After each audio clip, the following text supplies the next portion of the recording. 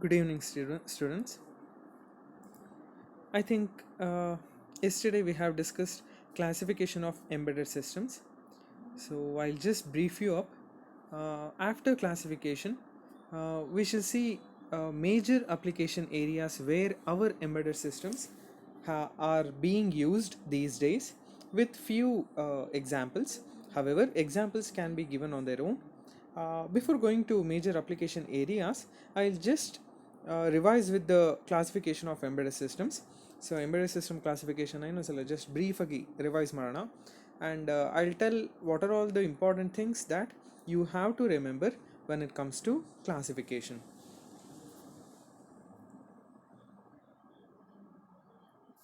So when it comes to basic classification, there are four categories. The first one is based on generation, and then the second one is complexity and performance requirements. The third one is based on deterministic behavior. We have a classification of embedded system, and then the last one is based on triggering.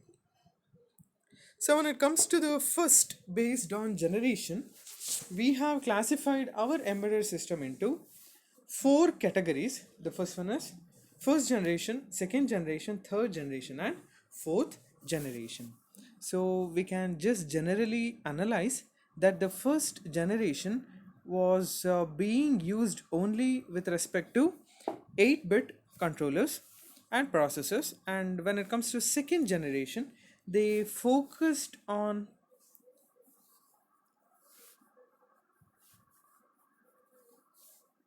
16-bit controllers.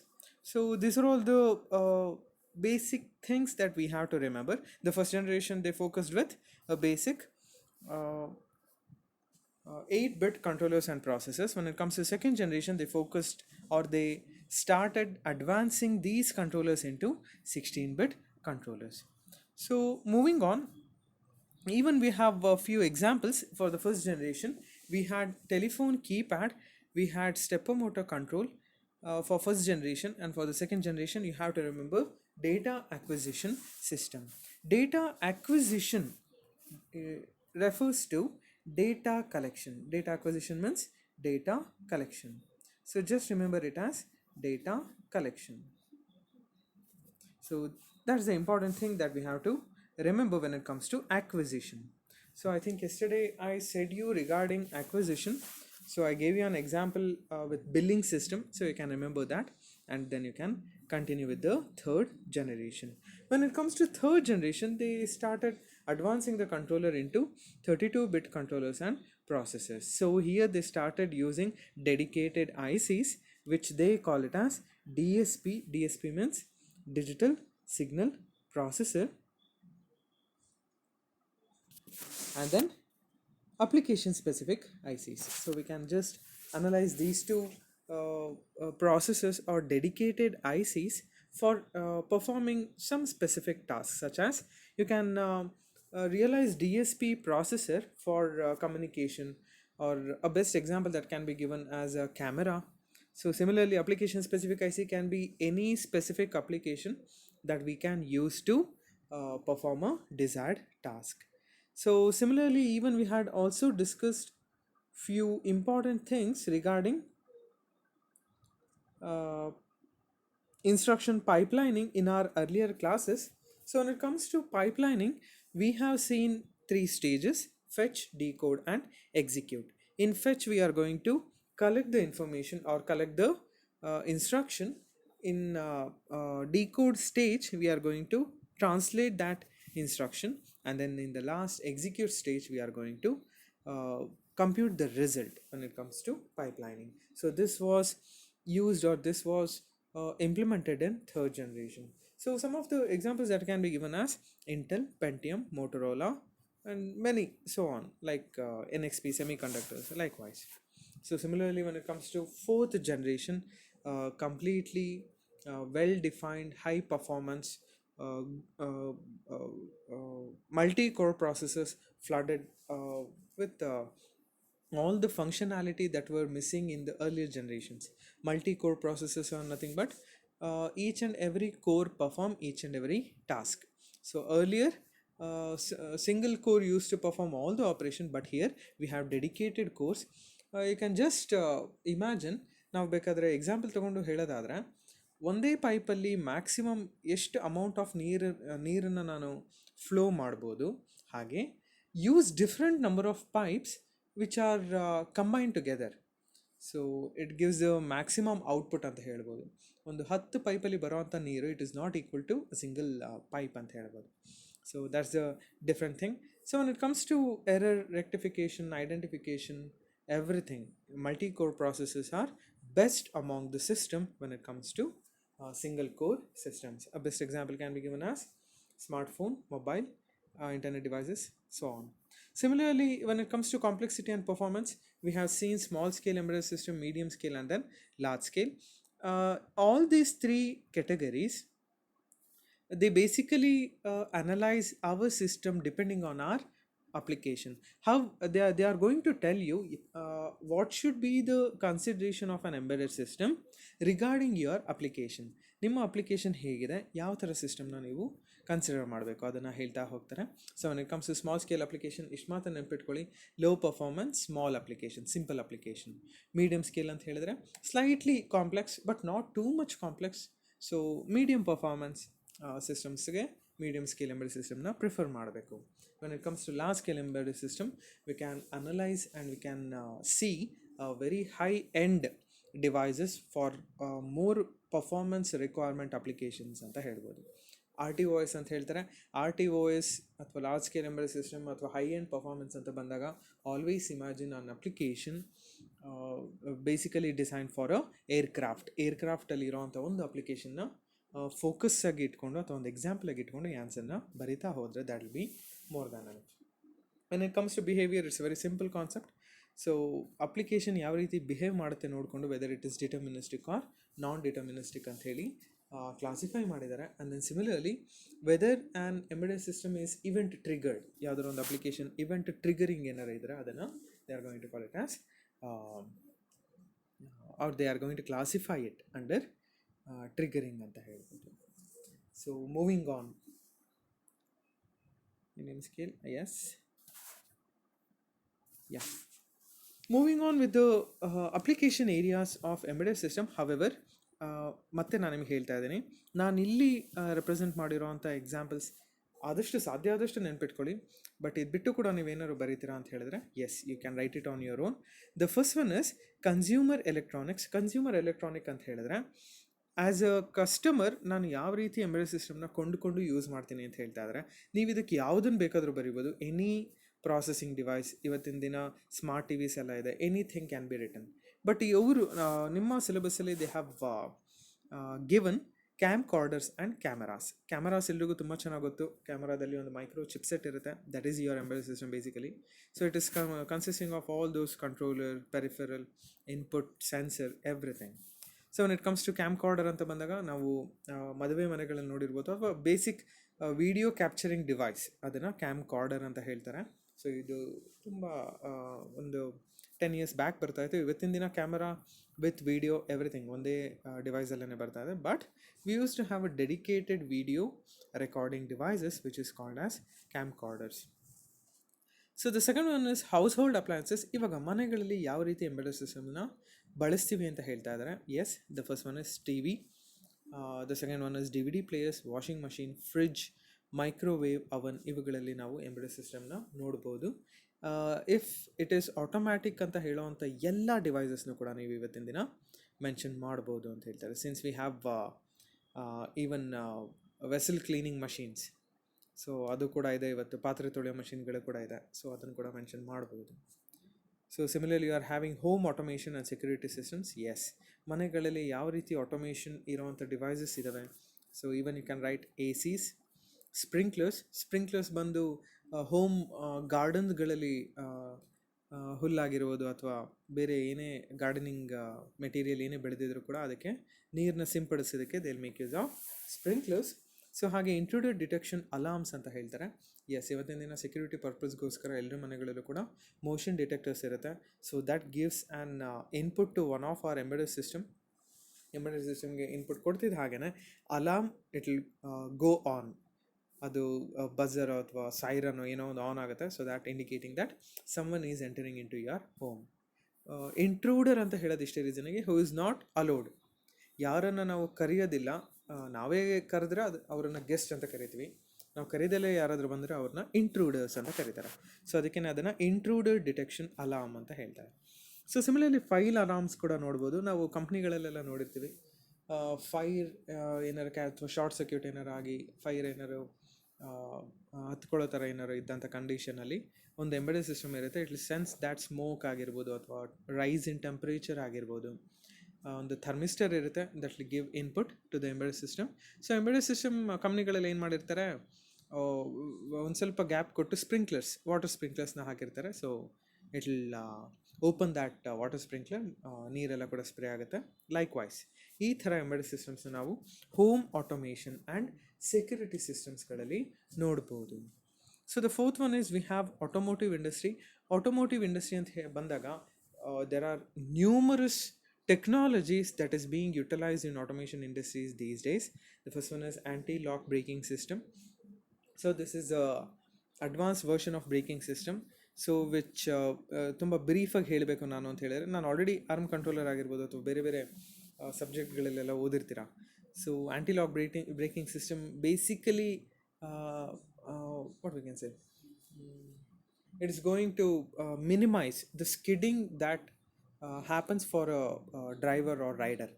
So skidding ಆಗೋದನ್ನು ತಪ್ಪಿಸೋದಕ್ಕೆ ಬ್ರೇಕಿಂಗ್ನ manage ಮಾಡಿ ವೆಹಿಕಲ್ನ skid ಆಗದಲ್ಲೇ ಇರೋ ರೀತಿ ನೋಡ್ಕೊಳುತ್ತೆ. That is a system. So ಅದರಲ್ಲೂ ಕೂಡ sensor ಇರುತ್ತೆ, ಎಂಬೆಡೆಡ್ ಸಿಸ್ಟಮ್ ಇರುತ್ತೆ, and then there will be action are predefined variables. So ಆ ಥರದ್ದೆಲ್ಲ ಇರೋದ್ರಿಂದ ಅದನ್ನು ಎಂಬೆಡೆಡ್ ಸಿಸ್ಟಮ್ ಅಂತ ಕರೀತಾರೆ. ಸಿಮಿಲರ್ಲಿ ಇಂಜಿನ್ ಕಂಟ್ರೋಲ್ ಅಂತ ಕೂಡ ಹೇಳ್ತಾರೆ. ಎಸ್, ಇವತ್ತಿನ ದಿನ ನಾವು ನೋಡಿರ್ಬೋದು ಸೊಫ್ಯಾಸ್ಟಿಕೇಟೆಡ್ ವೆಹಿಕಲ್ಸ್ ಆಗಿರ್ಬೋದು, ಕಾರ್ಸ್ ಆಗಿರ್ಬೋದು, ಅವುಗಳಲ್ಲೆಲ್ಲ ಅದನ್ನು ಕೂಡ ವಿ ಹ್ಯಾವ್ ಎಂಬೆಡೆಡ್ ಸಿಸ್ಟಮ್. ಯಾರು ಕೂಡ ಸರ್ವಿಸ್ಗೆ ತೊಗೊಂಡು ಹೋಗ್ತಿದ್ದ ಹಾಗೆಯೇ ಒಂದು 10 years ಬ್ಯಾಕ್ ಎಲ್ಲ ಪಾರ್ಟ್ಸ್ ಎಲ್ಲ ಬಿಚ್ಚಿ ದೇ ಯೂಸ್ ಟು ಚೆಕ್. ಆ ಥರದ್ದು ಯಾರು ಕೂಡ ಮಾಡ್ತಾ ಇಲ್ಲ ಇವತ್ತಿನ ದಿನ, since we have embedded system inbuilt in them. So ಅವರೊಂದು ಲ್ಯಾಪ್ಟಾಪ್ ತರ್ತಾರೆ, ಒಂದು ಕೇಬಲ್ ತೊಗೊಂಬಂದು ಕನೆಕ್ಟ್ ಮಾಡಿ they will check whether all the parts of the system are working properly. So ಅದನ್ನು ಇಂಜಿನ್ ಕಂಟ್ರೋಲಿಂಗ್ ಅಂತ ಹೇಳ್ತಾರೆ. ಇಗ್ನಿಷನ್ ಸಿಸ್ಟಮ್ಸ್ ಅಂತ ಹೇಳ್ತಾರೆ. ಎಸ್, ಇಗ್ನಿಷನ್ ಸಿಸ್ಟಮ್ ಕೂಡ ಇವತ್ತೆಲ್ಲ ಆಟೋಮ್ಯಾಟಿಕ್ ಆಗಿದೆ. ಸೊ ಕಾರ್ ಒಳಗೆ ಹೋಗೋಕ್ಕಿಂತ ಮುಂಚೆನೇ we can switch on or we can start running your engine.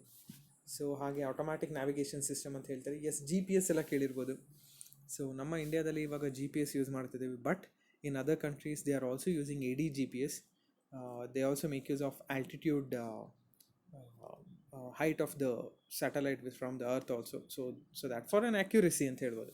ADGPS use ಮಾಡಿದ್ರೆ ಒಂದು ಸ್ವಲ್ಪ accuracy ಜಾಸ್ತಿ ಇರುತ್ತೆ ಅಂತ ಹೇಳ್ಬೋದು. So when it comes to telecom industry, we are going to see them in cellular telephones. Yes, ಇವತ್ತೆಲ್ಲ ಸೆಲ್ಫೋನ್ಸಲ್ಲಿ ಟೆಲಿಫೋನ್ಸಲ್ಲಿ ನೋಡ್ತಾ ಇದ್ದೀವಿ. ಹಾಗೆ ಟೆಲಿಫೋನ್ ಸ್ವಿಚಸ್ ಅಂತ ಹೇಳ್ತಾರೆ. Yes, since we have wireless communication, switching is happening in a very faster manner. ನಾನು ತುಮಕೂರಿಂದ ಡೆಲ್ಲಿಗೆ ಕಾಲ್ನ ಪ್ಲೇಸ್ ಮಾಡಬೇಕು ಅಂತ ಹೇಳಿದರೆ, ಕಾಲ್ ಕನೆಕ್ಟ್ ಆಗೋದಕ್ಕೇ if you go back to some 10 years back, it use to take more than 5 or 10 minutes to connect to the operator. ಇನ್ನು connect ಆಗಿ ರಿಂಗ್ ಆಗಿ ಫೋನ್ ರಿಸೀವ್ ಮಾಡಿ ಮಾತಾಡೋ ಅಷ್ಟರಲ್ಲಿ it use to take lot of time. So ಅಷ್ಟೆಲ್ಲ ಕೂಡ ಇವತ್ತಿನ ದಿನ ನಾವು ನೋಡೋ ಅಷ್ಟಿಲ್ಲ. So within few seconds we are going to get connected with the caller. ಯಾರು ಕಾಲ್ ಮಾಡ್ತಾ ಇರ್ತಾರೋ ಅವ್ರ ಜೊತೆ ಮಾತಾಡ್ಬೋದು because of these automatic systems. So telephone switches ಅಂತ ಕೂಡ ಹೇಳ್ಬೋದು. Moving on, you have computer peripherals. Computer peripherals ಅಂತ ಬಂದಾಗ yes, we have printers, scanners, fax machines, Xerox machines, ಈ ಥರ ತುಂಬಾ ಇದೆ. ಸೊ ಯಾವುದನ್ನು ಮೆನ್ಷನ್ ಮಾಡಿದ್ರು ಕೂಡ ಎಲ್ಲದರಲ್ಲೂ ಕೂಡ ನಾವು ಎಂಬೆಡೆಡ್ ಸಿಸ್ಟಮ್ ಇರೋದನ್ನು ನೋಡ್ಬೋದು. Similarly we are having computer networking systems. Yes, computer networking system ಅಂತ ಬಂದಾಗ ರೌಟರ್ಸ್ಗಳಲ್ಲಿ ನೋಡ್ಬೋದು. So router is a device which basically connects your LAN, local area ನೆಟ್ವರ್ಕ್ನ ಕನೆಕ್ಟ್ ಮಾಡೋದಕ್ಕೆ ಯೂಸ್ ಮಾಡುವಂಥ ಒಂದು component, that is your router. Similarly switches ಅಂತ ಕೂಡ ಇದೆ.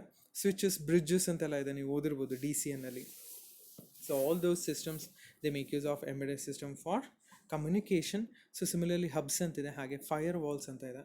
So firewalls basically provide security for our network. ನಮ್ಮ ನೆಟ್ವರ್ಕಿಗೆ ಒಂದು ಸೆಕ್ಯೂರಿಟಿ ಪ್ರೊವೈಡ್ ಮಾಡೋದಕ್ಕೋಸ್ಕರ ಫೈರ್ ವಾಲ್ ಇದೆ. ಪ್ರತಿಯೊಂದು ಡಿವೈಸಸಲ್ಲೂ ಕೂಡ we can see in computer network, or we can see embedded system in computer networking systems ಅಂತ ಹೇಳ್ಬೋದು. ಸೊ ತುಂಬ ಬ್ರೀಫಾಗಿ ಹೇಳೋದಾದರೆ ಕಮ್ಯುನಿಕೇಷನಲ್ಲಿ sender as well as receiver ಇವರಿಬ್ಬರು ಮಾತ್ರ ಇರೋದಿಲ್ಲ. There are lot of things that happen between them before communication, before transmission or reception. ಆ ಎಲ್ಲ ಪ್ರಾಸೆಸ್ನು ಕೂಡ ಹ್ಯಾಂಡಲ್ ಮಾಡೋದಕ್ಕೆ will make use of an embedded system. So similarly, we are having healthcare systems such as scanners, electroencephalogram, EEG ಅಂತ ಹೇಳ್ತಾರೆ. Brain mapping ಎಲ್ಲ ಕೇಳಿರ್ಬೋದು ನೀವು, something related to nerves or brain, ಅದನ್ನು EEG ಅಂತ ಹೇಳ್ತಾರೆ, ಎಲೆಕ್ಟ್ರೋಎನ್ಸೆಫಲೋಗ್ರಾಮ್. ಸೊ ಹಾಗೆ ECG ಅಂತಿದೆ, ECG ಅಂತ ಹೇಳಿದರೆ electrocardiogram. So all these monitoring systems they basically make use of embedded system for to know what is the condition of a patient. Again ಯಾರಿಗೆ ಗೊತ್ತಾಗುತ್ತೆ? For doctors ಅಂತ ಹೇಳ್ಬೋದು. ಸೊ ಹಾಗೆ ನೋಡಿದ ಮೆಷರ್ಮೆಂಟ್ಸ್ ಆ್ಯಂಡ್ ಇನ್ಸ್ಟ್ರುಮೆಂಟೇಷನಲ್ಲಿ ನೋಡೋದಾದರೆ ಡಿಜಿಟಲ್ ಮಲ್ಟಿಮೀಟರ್ಸಲ್ಲಿ ಇರುತ್ತೆ, ಡಿಜಿಟಲ್ CROಸಲ್ಲಿ ಇರುತ್ತೆ. So ಹಾಗೆ PLC systems, programmable logic controller systems. So ಈ ಡಿವೈಸಸ್ಗಳಲ್ಲಿ ನಾವು ಬೇಸಿಕಲಿ ಎಂಬೆಡೆಡ್ ಸಿಸ್ಟಮ್ಸ್ನ ನೋಡ್ಬೋದು. Wherever you require automation there will be embedded system ಅಂತ ಹೇಳ್ಬೋದು. ಇನ್ನು ಬ್ಯಾಂಕಿಂಗ್ ಸೆಕ್ಟರ್ಸಲ್ಲಿ ಬಂದಾಗ ATM ಅಂತ ಹೇಳ್ತಾರೆ.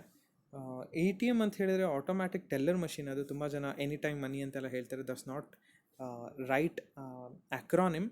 So it is basically called as automatic teller machine. So ಹಾಗೆ you have currency counters also. Currency counter ನಾವು ಎಲ್ಲ ಬ್ಯಾಂಕ್ಗಳಲ್ಲಿ, ಅಂಗಡಿಗಳಲ್ಲಿ ನೋಡಿರ್ಬೋದು. ತುಂಬ ಜಾಸ್ತಿ ನೋಟ್ಸ್ ಏನಾದರೂ ಇದ್ದರೆ they won't count it through hand these days. ಇವತ್ತಿನ ದಿನ ಅದನ್ನು ಅಕ್ಯುರೇಟಾಗಿ ಇರೋದಿಲ್ಲ, ಮರ್ತೋಗ್ತಾರೆ, ಹ್ಯೂಮನ್ ಎರರ್ ಜಾಸ್ತಿ ಇರುತ್ತೆ ಅಂಥೇಳಿ ಒಂದು ಮಷಿನ್ಗೆ ಹಾಕ್ತಾರೆ. It will count the exact number of notes in a very fast manner ಅಂತ ಹೇಳ್ಬೋದು. ಸೊ ಇದಿಷ್ಟು ಕೂಡ ಮೇಜರ್ ಅಪ್ಲಿಕೇಶನ್ ಏರಿಯಾಸಲ್ಲಿ some of the things that we have to discuss ಅಂತ ಹೇಳಿದ್ರೆ ದೀಸ್ ಥಿಂಗ್ಸ್ ಅಂತ ಹೇಳ್ಬೋದು as examples. So moving on, we have purpose of embedded system with example ಅಂತ ಹೇಳ್ಬೋದು. So purpose of embedded system ಅಂತ ಬಂದಾಗ, on what basis that we are going to design an embedded system, that is a important criterion. ಯಾವುದಕ್ಕೋಸ್ಕರ ನಾನು embedded ಸಿಸ್ಟಮ್ನ design ಮಾಡ್ತಾ ಇದ್ದೀನಿ, ಇದರದ್ದೊಂದು best realisation ನಿಮಗೆ ಕೊಡಬೇಕು ಅಂತ ಹೇಳಿದ್ರೆ ಲಿಸನ್, ಕೇಳಿಸ್ಕೊಳ್ಳಿ ಹಾಗೆ. So when it comes to an embedded system, if I am designing an washing machine, so what are all the action that a washing machine should perform? ಏನೇನು ಆ್ಯಕ್ಷನ್ನ perform ಮಾಡಬೇಕಾಗುತ್ತೆ ಅದು? So ಒಂದು ಡ್ರಮ್ ಇರುತ್ತೆ, ಅದನ್ನು different ಸ್ಪೀಡ್ಸಲ್ಲಿ rotate ಮಾಡಬೇಕು. That is the action. So washing machine action ಅದು. ಹಾಗೆ microwave ಅವನ್ ಇನ್ನೊಂದು ಕಡೆ ಇಟ್ಕೊಳ್ಳೋಣ. ಮೈಕ್ರೋವೇವ್ ಅವನ್ ಏನೇನು ಆ್ಯಕ್ಷನ್ ಪ್ರೊವೈಡ್ ಮಾಡಬೇಕು? Depending on the food that I am going to give it as input, ಎಷ್ಟು ಟೈಮ್ ಸೆಟ್ ಮಾಡಿರ್ತೀನಿ, ಆ ಟೈಮ್ ನೋಡಿಕೊಂಡು it should provide the heating efficiency, heating energy ಅಥವಾ ಹೀಟ್ ಎನರ್ಜಿನ ಅಥವಾ ಥರ್ಮಲ್ ಎನರ್ಜಿನ ಎಷ್ಟು ಬೇಕೋ ಅಷ್ಟು ಮಾತ್ರ ಆಹಾರ ಕುಕ್ ಆಗೋಷ್ಟು ಕೊಡಬೇಕಾಗತ್ತೆ. See, that's the thing. Microwave oven design ಮಾಡೋದಕ್ಕೆ these are the things that I have to keep in my mind. Washing machine design ಮಾಡಬೇಕಾದ್ರೆ these are the things that I have to keep in my mind. Oven design ಮಾಡ್ತೀನಿ ಅಂತ ಹೇಳಿ ಈ ಪೆರಿಫೆರಲ್ಸ್ನ ತೊಗೊಂಡು ಇದನ್ನು design ಮಾಡೋದು ವಾಷಿಂಗ್ ಮಷಿನ್ದು. ವಾಷಿಂಗ್ ಮಷಿನ್ ಡಿಸೈನ್ ಮಾಡ್ತೀನಿ ಅಂತ ಹೇಳಿ ಅವನ್ನ ತೊಗೊಂಡು ಡಿಸೈನ್ ಮಾಡೋದು, we won't get what we are going to desire. ಆ ಥರ ಮಾಡಿದ್ರೆ we won't get what is the action that I am going to or what is the desired output that I need. So that is the basis for this topic, that is purpose of embedded system, why you are going to design your embedded system. And you can give any example, ಯಾವುದಾದ್ರು example ಕೊಡ್ಬೋದು depending on your explanation ಯಾವ ಥರ ಇರುತ್ತೆ ನೋಡಿಕೊಂಡು you have to give your example. Let me tell you, this is the most asked topic in this unit, that is purpose of embedded system. ಎಕ್ಸಾಮಿನೇಷನಲ್ಲಿ ಈ ಥರನೇ ಕೇಳ್ತಾರೆ. So explain any two purpose of embedded system with examples for each ಅಂತ ಕೇಳ್ಬೋದು, ಅಥವಾ ಪರ್ಟಿಕ್ಯುಲರಾಗಿ ಯಾವ್ದಾದ್ರು ಒಂದು, ಇಲ್ಲಿ 6 mention ಮಾಡಿದ್ದೇನೆ ನಾನು.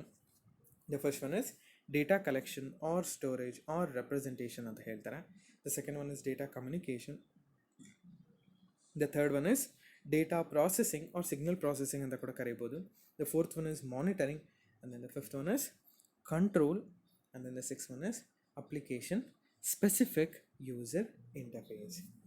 ಸೊ ಅವರು ಕ್ವಶನ್ ಕೇಳೋ ಅಂಥ ಟೈಮಲ್ಲಿ ಯಾವುದಾದ್ರು ಒಂದನ್ನು ಸ್ಪೆಸಿಫಿಕ್ಕಾಗಿ ಕೂಡ ಕೇಳ್ಬೋದು. Explain data collection, storage or representation purpose of embedded system with appropriate example ಅಂತ ಕೂಡ ಕೇಳ್ಬೋದು. ಸೊ ಮೇಕ್ ಶ್ಯೂರ್ ಎಲ್ಲದನ್ನು ಕೂಡ ಇಲ್ಲಿ ಓದಲೇಬೇಕಾಗತ್ತೆ. ಸೊ ಎಲ್ಲದನ್ನು ಕೇಳಿದ್ರೆ ಒಂದೊಂದು ಇಂಪಾರ್ಟೆಂಟ್ ಪಾಯಿಂಟ್ ಬರೆದು ಒಂದೊಂದು ಎಕ್ಸಾಂಪಲ್ ಬರೆದು ಒಂದೊಂದು ಲೈನಲ್ಲಿ that will be more than.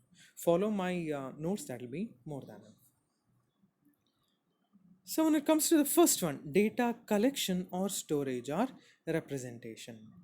So when it comes to the embedded system that should perform data collection, storage or representation anta bandaga, so we can just analyze what should be the things that your embedded system should perform regarding data collection, and it should save the data, the collected data in some memory, and then it should represent it in a particular form which can be understandable by the user. ಇವಾಗ data ಅಂತ ನಾನು ಏನೇನನ್ನು ಕರಿತೀನಿ ಅವೆಲ್ಲದನ್ನು ಕೂಡ embedded system ಏನು ಮಾಡಬೇಕು, collect ಮಾಡ್ಕೋಬೇಕು as on input, ಯಾವುದಾದ್ರು ಒಂದು ಮೆಮೊರಿಲಿ ಅದನ್ನು ಸೇವ್ ಮಾಡಬೇಕು, and then it should represent it as a result. ಇದಿಷ್ಟನ್ನು ಕೂಡ ನಡೆಯುವಂಥ ಪ್ರಾಸೆಸ್ನ ಯಾವುದಾದ್ರು ಒಂದು ಸಿಸ್ಟಮ್ ಪರ್ಫಾರ್ಮ್ ಮಾಡ್ತಿದೆ ಅಂತ ಹೇಳಿದ್ರೆ that embedded system is basically intended to perform data collection or storage or representation. ಅದರ ಕೆಲಸ ಡೇಟಾ ಕಲೆಕ್ಷನ್ ಅಥವಾ ಸ್ಟೋರೇಜ್ ಆರ್ ರೆಪ್ರೆಸೆಂಟೇಷನ್ ಅಂತ ಹೇಳ್ಬೋದು. ಸೊ ಬೇಸಿಕಲಿ ಡೇಟಾ ಅಂತ ನಾವು ಯಾವುದನ್ನು ಕರಿತೀವಿ ಅದನ್ನೇ ಇಲ್ಲಿ ಹೇಳ್ತಾ ಇದ್ದೀನಿ. Text, voice, video or electrical signal ಯಾವುದಾರು ಆಗಿರ್ಬೋದು, ಇದನ್ನು ಡೇಟಾ ಅಂತ ಕರಿತೀನಿ. Either that can be in analog or digital form, continuous ಆಗಿರೋ ಇರ್ಬೋದು ಅಥವಾ ಡಿಸ್ಕ್ರೀಟ್ ಆಗಿರ್ಬೋದು.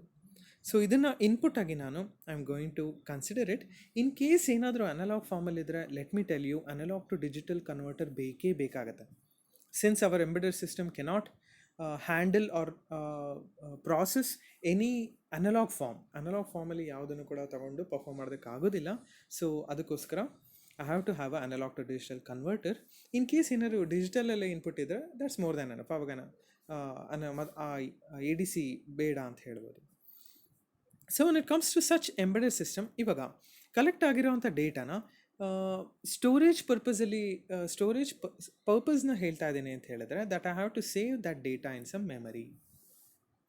ಸೊ ಹಾಗೆ ನೋಡೋದಾದರೆ ರೆಪ್ರೆಸೆಂಟ್ ಮಾಡೋದು ಅಂತ ಹೇಳಿದ್ರೆ it should provide me one output. So ಈ ಕೆಲಸಗಳಿಗೆಲ್ಲ which can be given as a best example ಅಂತ ಹೇಳಿದ್ರೆ digital C R O, analog C R O ಕೂಡ ಕೊಡ್ಬೋದು, but consider digital C R O as a best example. ನಾನು ಇನ್ಪುಟ್ನ either I will give it as an electrical signal ಆಗಿರ್ಬೋದು ಅಥವಾ electrical quantity ಆಗಿರ್ಬೋದು. It will consider the input through C R O probe, and then it will save it in some memory, and then represent it through screen, graphical display ಆಗಿರ್ಬೋದು ಅಥವಾ visual display ಆಗಿರ್ಬೋದು, ಯಾವ ರೀತಿನಾದರೂ through L C D or L E D ಆ ಥರ ನನಗೇನಾದ್ರು output ಕೊಡೋ ಅಂಥದ್ದನ್ನು I am going to call it as data collection or storage or representation. ಇದನ್ನು ಒಂದು ಎಕ್ಸಾಂಪಲ್ ಕೊಡ್ಬೋದು. ಇಲ್ಲಿ ಇನ್ನೂ ಒಂದು ಎಕ್ಸಾಂಪಲ್ ಹೇಳ್ತಾ ಇದ್ದಾರೆ, that is your digital camera ಕೂಡ ಆಗ್ಬೋದು. ಸೊ ಕ್ಯಾಮರಾದಲ್ಲಿ ಏನೇನು ನೋಡ್ತೀವಿ ನಾವು, ಕಲೆಕ್ಷನ್, ಸ್ಟೋರೇಜ್, ರೆಪ್ರೆಸೆಂಟೇಷನ್ ಹಾಗೆ ಅನಲೈಸ್ ಮಾಡೋಣ. ಕಲೆಕ್ಷನ್ ಈಸ್ ಯುವರ್ ಇನ್ಪುಟ್ನ ನಾನು ಲೆನ್ಸಿಂದ ತೊಗೊಳ್ತೀನಿ ಇನ್ಪುಟ್ ಆಗಿ. ಸೊ ಲೆನ್ಸಿಂದ ಬಂದಂಥ ಸ್ಟೋರೇಜ್ ಹಾರ್ಡ್ ಡಿಸ್ಕ್ ಅಥವಾ ಮೆಮರಿ ಕಾರ್ಡಲ್ಲಿ ಎಲ್ಲರೂ ಒಂದು ಕಡೆ ಸೇವ್ ಮಾಡ್ಕೊತೀನಿ. ರೆಪ್ರೆಸೆಂಟೇಷನ್ ಅಂತ ಹೇಳಿದ್ರೆ ಪ್ರತಿಯೊಂದು ಕ್ಯಾಮ್ರಾಗೂ ಅದರದೇ ಆದಂಥ ಎಲ್ ಸಿ ಡಿ ಯೂನಿಟ್ ಇರುತ್ತೆ at the user side or at the operator side. So ಅಲ್ಲಿ ನಾವು ಯಾವ ಪಿಕ್ಚರ್ ಫೋಟೋ ತೊಗೊಳ್ತಾ ಇದ್ದೀನಿ ಆ ಇನ್ಫಾರ್ಮೇಷನ್ ಎಲ್ಲದನ್ನು ಕೂಡ ನೋಡ್ಬೋದು. So this is the best example that can be given for data collection, storage and representation. ಇಲ್ಲಿ ನೆನ್ಪಿಟ್ಕೋಬೇಕಾಗಿರೋದು ಮೂರೇ ಪಾಯಿಂಟ್. ಡೇಟಾ ಯಾವ ಥರ ಡೇಟಾ, ಸ್ಟೋರೇಜ್ ಅಂತ ಹೇಳಿದ್ರೆ either that can be hard disk, memory card, anything. Representation ಅಂತ ಹೇಳಿ graphical or visual display through L C D or L E D. Example ನೀವು digital C R ಒನಾದರೂ ಬರಿಬೋದು ಅಥವಾ ನಾನು ಕೊಟ್ಟಿರೋಂಥ ಡಿಜಿಟಲ್ ಕ್ಯಾಮರಾನಾದರೂ ಬರಿಬೋದು. So that's the important part when it comes to the first purpose, that is data collection or storage or representation. So when it comes to data communication, so data ಕಮ್ಯುನಿಕೇಷನಲ್ಲಿ ನೋಡೋದಾದರೆ yes, communication ಅಂತ ಹೇಳಿದ್ರೆ I will be having a transmitter and remotely I will be having a receiver. So any application where you require to transmit your data, that is data ಅಂತ ಹೇಳಿದ್ರೆ again ಯಾವುದಾದ್ರು ಬರುತ್ತೆ, text, voice, video, audio, anything, ಯಾವುದನ್ನಾದರೂ ನೀವು transmit ಮಾಡ್ತೀರಾ, ಯಾವುದನ್ನು ನೀವು receive ಮಾಡ್ಕೊಳ್ತೀರಾ ಅಂತ ಹೇಳಿದ್ರೆ ಅದನ್ನು ಕಮ್ಯುನಿಕೇಷನ್ ಅಂತ ಹೇಳ್ತಾರೆ. So each and every transmission can be either done by wired or wireless mediums ಅಂತ ಹೇಳ್ತಾರೆ. ಇವತ್ತಿನ ದಿನ ವೈರ್ಲೆಸ್ ಮೀಡಿಯಮ್ ತುಂಬಾ ವೈಡ್ ಇಂಪಾರ್ಟೆನ್ಸ್ ತೊಗೊಂಡಿದೆ. ಏನಕ್ಕೆ ಅಂತ ಹೇಳಿದ್ರೆ ವೈರ್ಡ್ ಬಂಡಲ್ಸ್ ತುಂಬಾ ಹ್ಯಾಸಲ್ ಆಗಿರ್ತಿತ್ತು. ಹ್ಯಾಸಲ್ ಅಂತ ಹೇಳಿದ್ರೆ ತುಂಬಾ ಪ್ರಾಬ್ಲಮ್ ಕ್ರಿಯೇಟ್ ಮಾಡ್ತಾಯಿತ್ತು. ಎಲ್ಲ ಒಂದು ಕಡೆ ಕಟ್ಟಾದ್ರೆ ಅದನ್ನು ಸರಿ ಮಾಡಬೇಕಿತ್ತು, ಅದನ್ನು ನೋಡ್ಕೋಬೇಕಿತ್ತು. ಆ್ಯಂಡ್ ದೆನ್ ವೈರ್ಡ್ ಕಾಂಪ್ಲೆಕ್ಸಿಟಿ ಜಾಸ್ತಿ ಇರ್ತಾ ಇತ್ತು. And then the cost that is required for wired medium is very high, so compared to wireless ಅಂತ ಹೇಳ್ಬೋದು. ಸೊ ಆ ಕಾಂಪ್ಲಿಕೇಶನ್ಸ್ನೆಲ್ಲದನ್ನು ಕೂಡ ವೈರ್ಲೆಸ್ ಇವತ್ತು ತೆಗೆದಾಕ್ಬಿಟ್ಟಿದೆ. ಅದಕ್ಕೋಸ್ಕರ ವೈರ್ಲೆಸ್ನ ಇವತ್ತೆಲ್ಲ ಕಡೆ ನೀವು ಯೂಸ್ ಮಾಡ್ತಿದ್ದೀವಿ ಅಂತ ಹೇಳ್ಬೋದು. ಸೊ ಈ ವೈರ್ಲೆಸ್ ಮಾಡ್ಯೂಲ್ ನಾವು ಇಲ್ಲೊಂದು ಎಕ್ಸಾಂಪಲ್ಸ್ ಕೊಟ್ಟಿದ್ದಾರೆ, ನಾವು ನೋಡ್ಬೋದು. Data collecting units such as digital modules for data communication such as Bluetooth, Zigbee, Wi-Fi, etc. All these are wireless. Wired ಅಂತ ಬಂದಾಗ RS-232C USB ನಾವು ನೋಡಿರ್ಬೋದು. RS-232C ಕೂಡ ನಾವು ಯೂಸ್ ಮಾಡಿದ್ದೀವಿ. So TCP/IP probably we have not used. So ಅದನ್ನು ಕೂಡ ನಾವು ವೈರ್ಡ್ ಬಂಡಲ್ಸ್ಗಳಲ್ಲಿ ನೋಡ್ಬೋದು ಅಂತ ಹೇಳ್ತಾರೆ. TCP/IP ಪ್ರೋಟೋಕಾಲ್ನ ನಾವು ಪ್ರಾಬ್ಲಿ ನೀವು DCN ಲ್ಯಾಬಲ್ಲಿ ಲ್ಯಾನ್ ಕೇಬಲ್ಸ್ನ ಕನೆಕ್ಟ್ ಮಾಡಿ use to communicate, use to transfer messages, ಅದನ್ನು we can realise for TCP/IP communication ಅಂತ ಹೇಳ್ಬೋದು. A best example for such data communication embedded system can be given as network hub, routers, switches, and any dedicated data transmission embedded system can be analyzed as examples for data communication purpose of embedded system. So today we have this is a very small topic, data communication. ಇದಾದಮೇಲೆ data processing, signal processing ಇದೆ, monitoring ಇದೆ. Similarly we have control also. So after that we have application specific user interface. ಇದಿಷ್ಟು major purposes ಇದೆ. We shall see that in next class. Today we have discussed data collection, storage of representation and data communication. ಇನ್ನು 4 ಇದೆ. 4 ಕೂಡ next ಕ್ಲಾಸಲ್ಲಿ complete ಮಾಡ್ಕೊಳ್ಳೋಣ. All those are very simple, ತುಂಬ simple ಆಗಿದೆ. ಅದಾದಮೇಲೆ ವಿ ಹ್ಯಾವ್ ಡಿಫರೆನ್ಸಸ್, ಅದನ್ನು ನೋಡೋಣ. ಮೇಜರ್ ಅಪ್ಲಿಕೇಶನ್ ಏರಿಯಾಸ್ ಕೂಡ ಒಂದು ಬ್ರೀಫ್ ಐಡಿಯಾ ಇಟ್ಕೊಳ್ಳಿ. And then it will help you with respect to any example. ಯಾವ ಎಕ್ಸಾಂಪಲ್ ಬರೆದರೂ ಕೂಡ ನೀವು ಅದಕ್ಕೆ ಇಟ್ ವಿಲ್ ಹೋಲ್ಡ್ ಗುಡ್. ಆದಷ್ಟು ನಾನು ಕೊಟ್ಟಿರೋದನ್ನು ಕೂಡ ನೆನ್ಪು ಮಾಡ್ಕೊಳ್ಳಿ. ಇನ್ ಕೇಸ್ ನಿಮ್ಗೆ ಯಾವುದೂ ಓನಾಗಿ ಗೊತ್ತಾಗ್ತಿಲ್ಲ ಅಂತ ಹೇಳಿದ್ರೆ ನಾನು ಕೊಟ್ಟಿರೋಂಥ ಎಕ್ಸಾಂಪಲ್ಸ್ನ ನೋಡಿಕೊಂಡ್ರೆ that will be more than enough. So probably ಇವತ್ತು ಸ್ವಲ್ಪ ಲೇಟ್ ಆಯ್ತು ಅನಿಸುತ್ತೆ class. So make sure either ನಾಳೆ ಅಥವಾ ನಾಡ್ದು ಯಾವಾಗಾದರೂ ಬೇಕಾದರೆ you can just continue and login. ನೀವು you can login at any time. ಮತ್ತೆ ಏನಾದ್ರು ಕೇಳಬೇಕು ಅಂತ ಅನಿಸ್ತು, you can do it.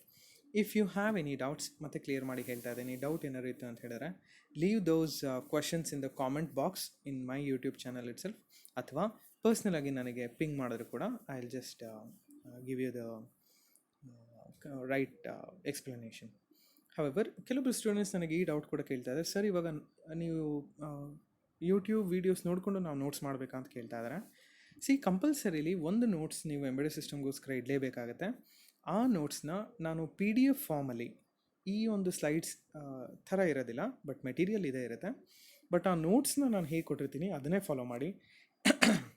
It's A self prepared notes, ಯಾವುದು ಟೆಕ್ಸ್ಟ್ ಬುಕ್ ಮೆಟೀರಿಯಲ್ ಅಲ್ಲ. ಅದು ನಾನೇ ಸಿಂಪಲ್ ಇಂಗ್ಲೀಷಲ್ಲಿ ಕ್ರಿಯೇಟ್ ಮಾಡಿರೋವಂಥ, ಹಾಗೆ ಇಷ್ಟೇ ಮಾರ್ಕ್ಸಿಗೆ ಬರೀಬೇಕು. ಆ್ಯಸ್ ಎ ಗಿವ್ ನಾನು ಕ್ಲಾಸಲ್ಲಿ ಏನು ಕೊಡ್ತೀನಿ ಅದನ್ನೇ PDF ಫಾರ್ಮಲ್ಲಿ ಕೊಡ್ತೀನಿ. ಸೊ ಮೇಕ್ ಶ್ಯೂರ್ ಅದನ್ನು ಎಲ್ಲರೂ ಕೂಡ after each and every unit I will give that, ನಾನು ಅದನ್ನು ಕೊಟ್ಬಿಡ್ತೀನಿ. ಸೊ ಅದನ್ನು take some 2 to 3 days time, ಒಂದು 3 ದಿನ ಟೈಮ್ ತೊಗೊಳ್ಳಿ, ಒಂದು ರಿವಿಷನ್ ಆದಂಗೆ ಆಗುತ್ತೆ. ಸೊ ಎಲ್ಲರೂ ಕೂಡ ಅದನ್ನು ಕಾಪಿ ಮಾಡಿ in your notes, and it is compulsory, ಎಲ್ಲರೂ ಕೂಡ ಮಾಡಲೇಬೇಕು. So I hope this session was useful. ಈ ಸೆಷನ್ ಯೂಸ್ಫುಲ್ ಆಗಿದೆ ಅಂತ ಅನ್ಕೊತೀನಿ. So we shall see other topics in next class, that is tomorrow. So thank you.